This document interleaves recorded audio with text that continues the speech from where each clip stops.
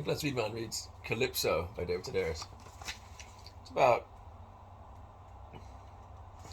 10 pages, 15 minutes, 20 minutes maybe. Calypso. The deal with America is that it's always something. I go twice a year and arrive each time on the heels of a major news story. SARS, anthrax, H1N1. Bad bugs. In the fall of 2014, the story was Ebola. Not the thousands who had died of it in Africa, but the single person who had it in Dallas.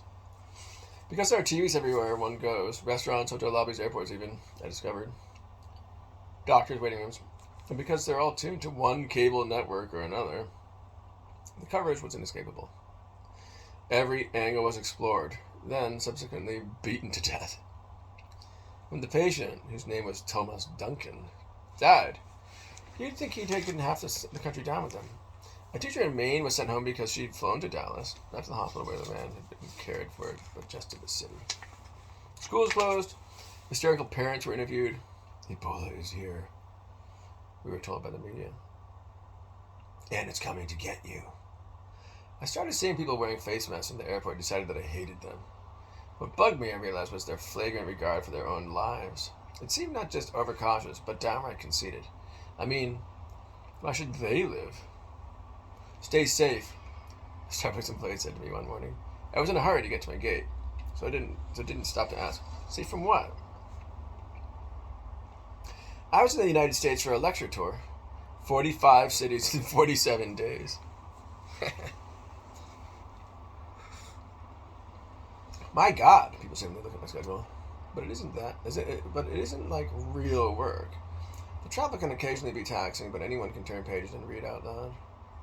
What takes time are the post-show book signings. My fault because I talk too much. What kind of a name is Draven? I asked one evening, squinting at the post-it note attached to the little page. I don't know exactly, the woman on the other side of the table said. He's a friend of my brother. I looked at the name again. Draven. It sounds like past tense of drove. In most of the cities on my tour, I didn't know anyone, but here and there I caught up with people. In Winston-Salem, it was my sister Lisa. A week later in Omaha, I saw my old friend Janet and her 25-year-old son Jimmy, who was tall and thin and was sporting a long, rust-colored beard. Back when we met in the late 1980s, Janet was highlighting the grain in rectangular sheets of plywood. That was her artwork. Now, she just leaves the rectangles as they are and has founded something called the Wood Interpretation Society.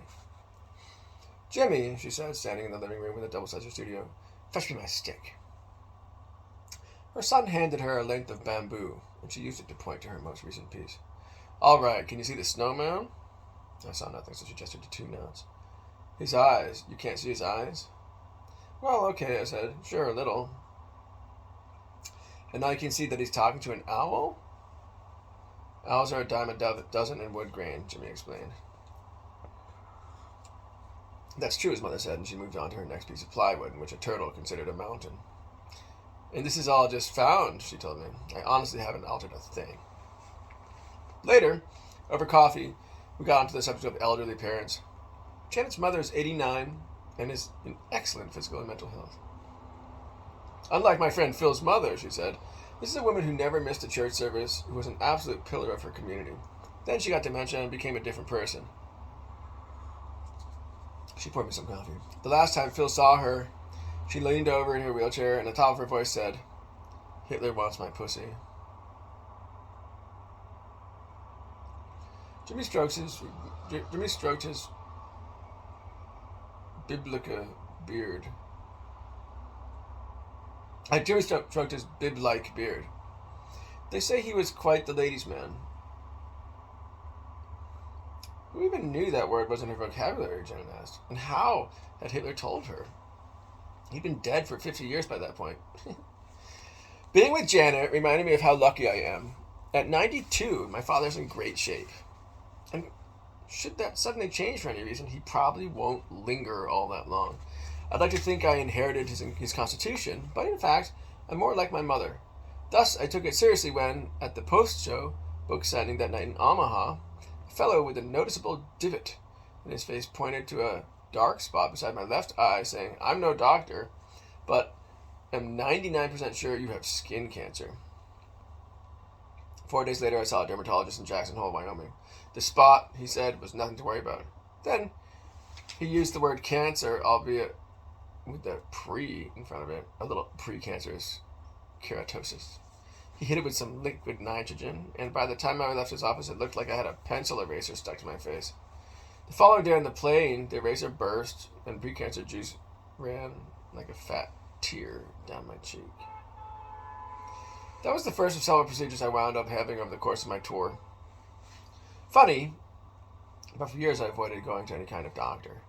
If it wasn't an emergency, I could be talked into it, but anything else, especially anything preventative, was out of the question.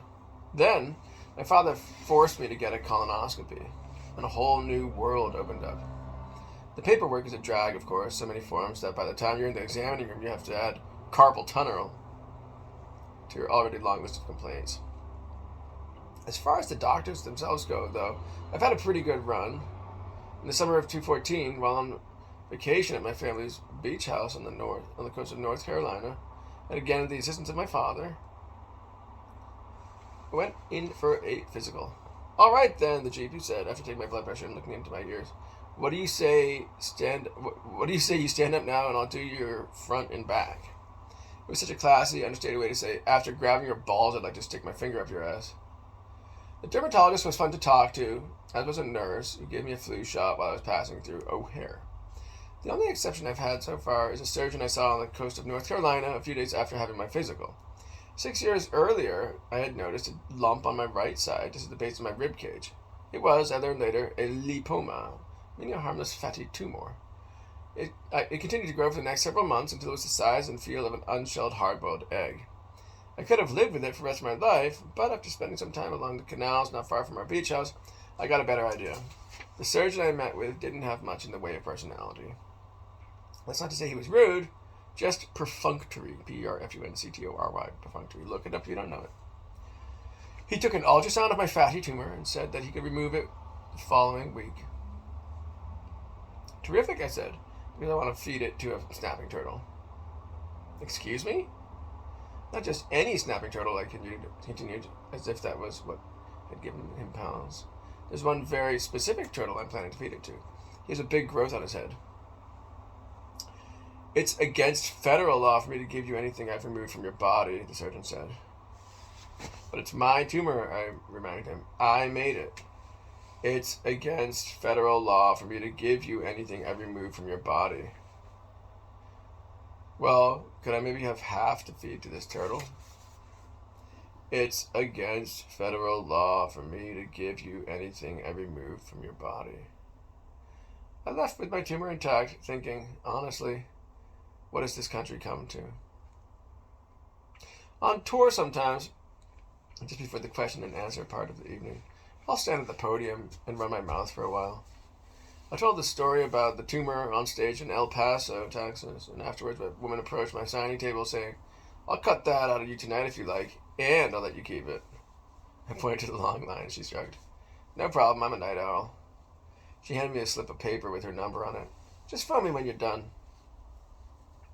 The woman looked to be around 50, Mexican, I reckoned, and as short as a child. "In case you're wondering, I am a doctor," she said. "Not a surgeon. But I studied it for a year in med school. Unless your tumor has its own blood supply, removing it should be fairly easy." Its own blood supply. I thought of those people you read about sometimes with terrible potato-sized twins inside of them, complete with hair and teeth. Recounting the story over the next few weeks, I was surprised by the general reaction it got. "She what? You didn't take her up on it, did you?" "Well, sure. And how did you know she was a real doctor?" These were the same overly cautious people who threw out their children's Halloween candy and showed up at airports with masks on. "How did I know she was a doctor? She told me she was." The only real exception was my father, who once took antibiotics prescribed for his dog, saying, "Who cares? They're the same damn thing." When I told him that a strange woman performed surgery on me in the middle of the night, his response was the same as mine would have been. "Sounds like you saved yourself some real money." The doctor, I'll call her Ada, ADA Ada, returned to the theater after I'd finished signing books at around 1 a.m. With her were the son and daughter of her girlfriend, both of whom were in their early 30s and looked more like soap opera actors than real people. While their attractiveness was preternatural, P-E-R-T-E-R-N-A-T-U-R-A-L, preternatural, almost outlandish. The way they related to each other as brother and sister felt familiar to me, especially their little insults, blanks for the most part, more funny than mean. The four of us drove on deserted roads, one S in deserted, D-S-E-R-T-E-D, deserted roads across the state line to a dark clinic located in what seemed like the middle of nowhere. The late hour, the secrecy, it felt furtive, F-U-R-T-I-V-E, furtive and dangerous, like having an abortion in 1950. This is very amusing. My procedure began with a local anesthetic, A-N-E-S-T-H-E-T-A-C, anesthetic. Variety of spellings for anesthetic. And though I didn't notice when Ada cut into me, I could feel slight tugs as she hacked at my tumor. It was like having my pocket picked by a trainee, my fatty pocket. The shreds were placed in a metal pan and resembled slivers of raw chicken breast. Are my intestines hanging out? I asked at one point. God, no, Ada said. Your lipoma, L-I-P-O-M-A, lipoma, is in a sort of pouch, so there's nothing at all intruding from the incision. If you want, you can look for yourself. I can get you a mirror. That's okay, I said. While she worked, I talked to the son and daughter of her girlfriend, hyper-conscious of how good they looked, and, by contrast, how awful I did, half sitting up, my hairy stomach showing. How do you say tumor in Espanol? I asked. Tumor, the woman said. I took Spanish in high school, and I'm always delighted when I find another word I can toss into my vocabulary basket. It was like learning that shortcake is pronounced shortokeki in Japanese, and beige, beige in German. After I was stitched back up, we drove to Ada's house, the only one with lights burning on its quiet suburban street. There I met her girlfriend, Anna, who wore a floor-length, one word hyphenated, F-L-O-O-R-L-E-N-G-T-H, floor-length, white nightgown. Her hair was white as well and fell into the middle of her back. So nice of you to drop by, she said, opening a bottle of codeine tablets, C-O-D-E-I-N-E, codeine tablets. Will you take some for the road, for the pain? The house felt familiar, if not exactly like the one I grew up in, then at least close. Artsy, my mom would have called it. I mean, there were paintings on the walls, but they weren't all pretty. The background was flooded with moonlight, and while looking out on the sleeping city below us, Anna's daughter told me about her youngest child, a girl of 5.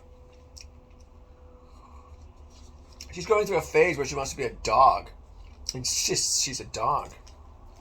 The barking and walking on all fours is something I'm willing to put up with, but then the shit on the ground over by that shrub, I said, that's it.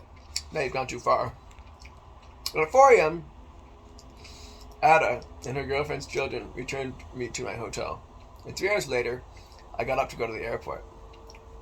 All told, it was an exceptional evening.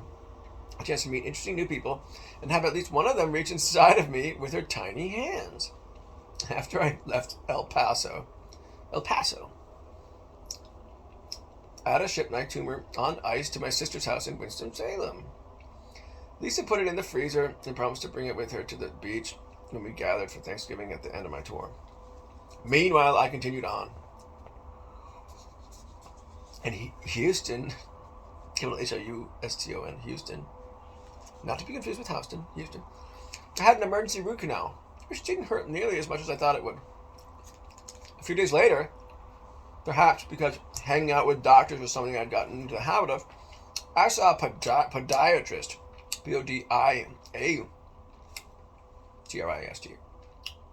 I saw a podiatrist in Dallas. What seems to be the problem, he asked. My left foot hurts, I told him. He took some x-rays, but nothing showed up, perhaps because my foot only hurt a little. This has to stop, said my lecture agent. who'd been making all the appointments for me and was clearly tired of it. My last show was in Tallahassee, Tallahassee, Tallahassee, Florida. And the following morning, I flew to Raleigh, Raleig, Raleigh. Easy way to remember that, it's not Raleigh, it's Raleigh, like R-A-W, raw food, raw fish, raw meat, raw, R-A-W. Raleigh rhymes with raw, R-A-L-E-I-G-H. That's a tough one if you're not a native speaker. My sister Gretchen, G-R-E-T-C-H-E-N, Gretchen, picked me up at the airport, and by sunset we were with Hugh and my entire family at the house on Emerald Isle. House on Emerald Isle. I like having a place that theoretically belongs to everyone, but technically belongs to me. It's neutral ground, but not quite, meaning that if someone hangs a picture I don't care for, I get to take it down, saying, let's rethink this. I, on the other hand, can hang whatever I like. Why would anyone frame a piece of plywood? My father asked the night before Thanksgiving. He was frowning at the artwork Janet had given me during my visit to Omaha. It's a one-eyed raccoon looking in the mirror, I told him. He took his glasses off and rubbed his eyes. Like hell it is. This Thanksgiving, my brother-in-law, Bob,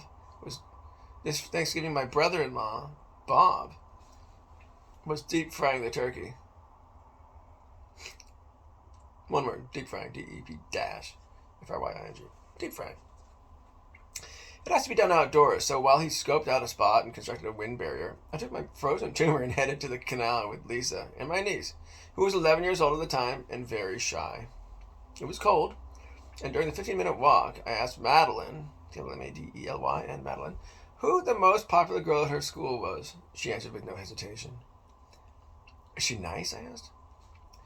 She wasn't last year or the year before, but she is now. You will never forget the name of the most popular girl in 6th grade, I said. Even when you're old and on your deathbed, it'll come to you. That is her triumph. My most popular girl was Jane Teague, T-A-G-U-E, Teague, Lisa told him. That's such a good name, I said. Lisa nodded. And you had to call her Jane. Even the teachers. Oh, and you had to call her Jane, even the teachers. She wouldn't answer to anything else. She wouldn't answer to anything less. We arrived at the canal to find 3 boys standing on the footbridge, one word, F-O-O-T-B-R-I-D-G-E, footbridge, and looking down into the water. Their bikes sprawled like bodies on the ground around them.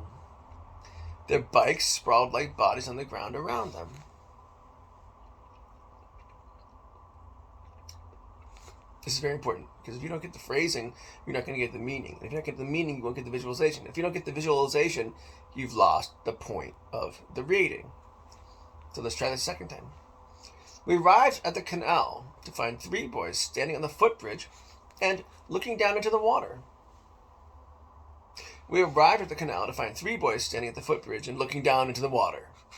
Their bikes sprawled like bodies on the ground around them.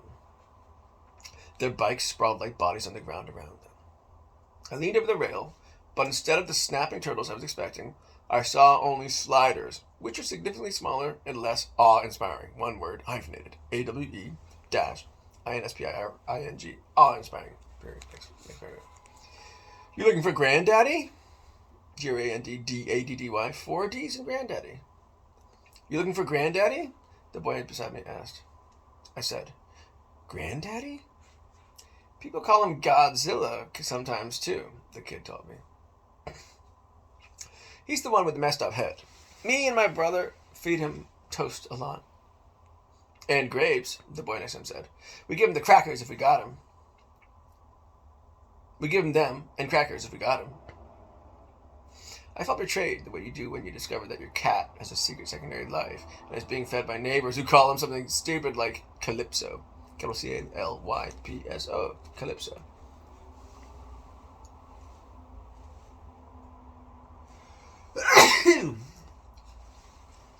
Gesundheit. Worst is that he loves them as much as he loves you, which is to say not at all, really. The entire relationship has been your own invention. invention, I-N-V-E-N-T-I-O-N, invention. I never knew the turtle had a name, I said. The kid shrugged. Sure does. So, where is he now? Hibernating, the boy told me. Like every year. I was crestfallen. And when will he wake up? The kid reached down and picked up his bike. Springtime. Unless he dies in his sleep. What, you bring some bread for him? Me? I said no, ashamed to admit that it was something more intimate. And after everything I went through, I whined on our way back to the house. And after everything I went through, I whined on our way back to the house.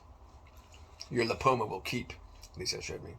We'll just put it back in the freezer and you can feed it to Godzilla or Granddaddy or whatever his name is when you return in May. And what if there's a storm between now and spring and the electricity goes out? Lisa thought for a moment. Something that's going to eat a tumor probably won't distinguish between a good one and a bad one. I won't say the hibernating turtle ruined my Thanksgiving. He did make it feel rather anticlimactic. A-N-T-I-C-L-I-M-A-C-T-I-C. Anticlimactic. A-N-T-I-C-L-I-M-A-C-T-I-C. Anticlimactic. Though, I'm not sure why. Anticlimactic. A-N-T-I-C-L-I-M-A-C-T-I-C. Anticlimactic. A-N-T-I-C-L-I-M-A-C-T-I-C. Don't spin this one too much. It's anticlimactic. Though, I'm not sure why. I won't say the hibernating turtle ruined my Thanksgiving. He did make it feel rather anticlimactic. Though I'm not sure why. I won't say the hibernating turtle ruined my Thanksgiving. He did make it feel rather anticlimactic. Though I'm not sure why. If you were to throw a lipoma, L-I-P-O-M-A, lipoma, to a dog, he'd swallow it in a single bite and then get that very particular look on his face that translates to capital F, fuck. Was that a tumor? There'd be something else to see. Turtles, on the other hand, never change expression and live with fewer regrets. I'm certain that when I return in May and drop my little gift into the canal, the snapper will eat it unthinkingly. One word. U-N-T-H-I-N-K-I-N-G-L-Y. Unthinkingly. The way he's eaten all the chicken hearts and fish heads I've thrown to him over the past year. Then he'll look around for more before disappearing. Like the ingrate that he is. I-N-G-R-A-T-E, ingrate, to describe the turtle. Back into his foul and riled depths. D-E-P-T-H says depths. I just want to say how grateful I am to Professor. And that Professor in the German club did a mind training exercise with me during one of our one-on-one sessions. Probably the Walton Viola Concerto, Bartok Viola Concerto, Hindemith, Solo Sonata, Schubert Arpeggione, so the repertoire, standard viola repertoire, the excerpts, of course.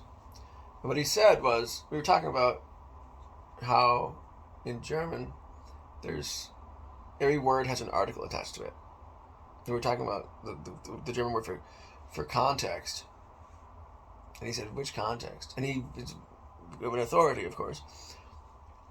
And that helped me so much because I got to see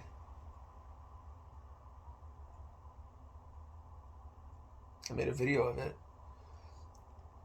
It was at the UDK, not Utica, the UDK, W-D-A-K. And I got to make a video of it and go over to study it. It's fantastic memory. I'm so grateful. As they say, I woke up today so grateful for my friends. So, have a lovely day.